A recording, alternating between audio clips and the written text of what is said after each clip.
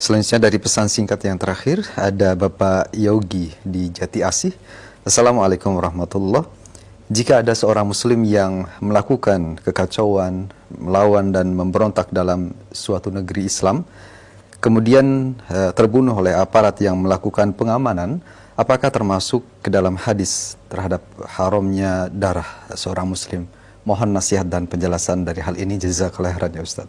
Tentang masalah ini ada Allah sebutkan di dalam surah Al-Maidah. Kita melihat dalam surah Al-Maidah, Allah menyebutkan tentang orang-orang yang dia memerangi Allah dan Rasulnya di ayat 32, di ayat 33. Jadi Allah menyebutkan min ajli dzalika katabna li bani Israila annahu man qatala nafsan bighairi nafsin aw fasadin fil ardi fakannama qatala an-nasa jami'a wa man ahyaha fakannama ahya an-nasa jami'a. Karena itu kami tetapkan atas Bani Israel bahwa orang yang membunuh jiwa, artinya membunuh jiwa dengan sengaja, bukan karena orang itu membunuh jiwa yang lain, bukan karena qisas, atau bukan orang itu membuat kerusakan di muka bumi. Maka seolah-olah orang yang membunuh seorang muslim dengan sengaja itu seolah dia membunuh manusia semuanya. Barang siapa yang menghidupkannya seolah dia menghidupkan seluruh manusia. Dari ayat ini diambil istinbat, yaitu orang yang dia membunuh jiwa dengan jalan orang itu dengan sebab dia membunuh jiwa yang lain, artinya dia membunuh orang lain, qisas, dia boleh dibunuh. Atau dia membuat kerusakan, fasad, dia memberontak pada penguasa, maka boleh dibunuh. Sama seperti lanjutan ayatnya di surah Al-Maidah juga ayat 33. Innama jazaa'ul ladzina yuharibunallaha wa rasulahu wa yas'auna fil ardi fasada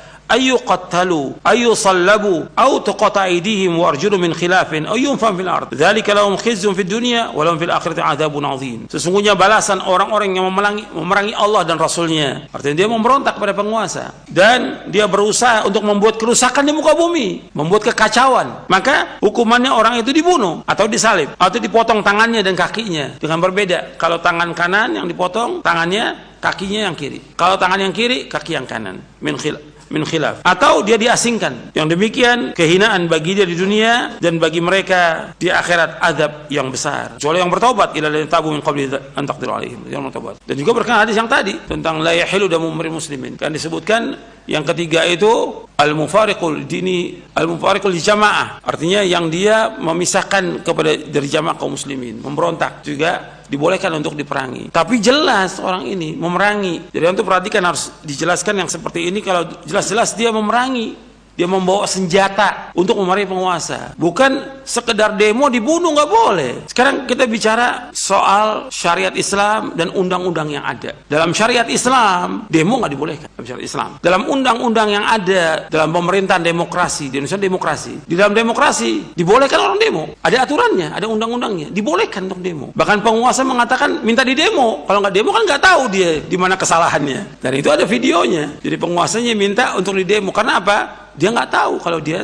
tidak demo di mana kesalahannya. Undang-undang ada, mereka undang-undang ada, nggak boleh dia dibunuh karena dibolehkan untuk undang-undang untuk demo. Kalau syariat Islam nggak boleh demo, lain nggak boleh dalam Islam. Ini syariat Islam kita bicara. Sekarang ini undang-undang nggak boleh kan, ketika demo itu diizinkan. Sebelum demo ada izin atau tidak? Ada izin. Pemerintah mengizinkan. Kalau sudah diizinkan dibunuh, kan ini kezaliman. Kan mesti ada hukuman. Apakah orang itu kalau memang dia ngerusak, ya dikasih hukuman, ada pengadilan kan, dia ditangkap dulu, diadili, nggak langsung dibunuh. Jadi ini harus diperhatikan, sebab kalau dibilang boleh dibunuh, antum membolehkan membunuh nyawa kaum muslimin, nggak boleh. Yang demo kan orang Islam, karena mereka nggak tahu tentang hukumnya dalam syariat, mereka nggak tahu, jahil. Kemudian juga undang-undang membolehkan untuk itu, jadi jangan dibunuh, dihukum mereka. Kalau memang mereka salah, melanggar ketentuan dari undang-undang itu, dihukum, nggak langsung dibunuh. Kalau sekarang kan enggak, main bunuh aja, nggak boleh dalam Islam.